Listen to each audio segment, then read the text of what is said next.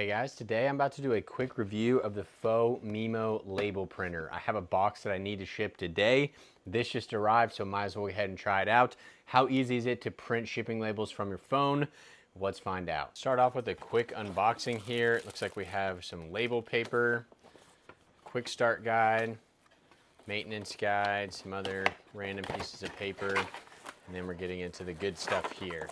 So here is the label printer itself. These will be stick-on labels, so you can just stick them directly onto the box, which will be nice. Looks like we've got some plastic here, so we'll get to that shortly.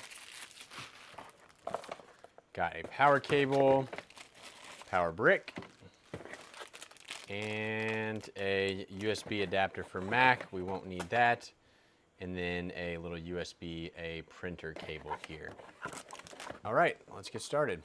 Okay, let's get started here. So, first step here, this is our power button. We need to go ahead and install our power cable. This is technically the front of the printer like this. Now, from here, we need to go ahead and push this button to open up the printer and open it up to the 90-degree mark. We want to remove this piece, remove this label before use. Now we'll go ahead and remove our label paper. So you can clearly see one side has the sticker on it and one side does not. This is kind of like an accordion too. It's all stuck together. So we want to take the label side up.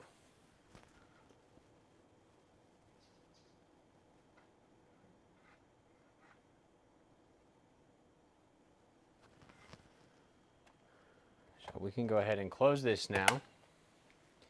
Now we're looking at the back of the printer. We need to load the paper into the printer using these little guides right here. But to do that, we need to make sure that the label side is up, which on both sides of mine, the label side is not up, which makes me think that this is all backwards, but surely not. Well, I'm just going for it. I'm changing the orientation on this to match what the directions are saying.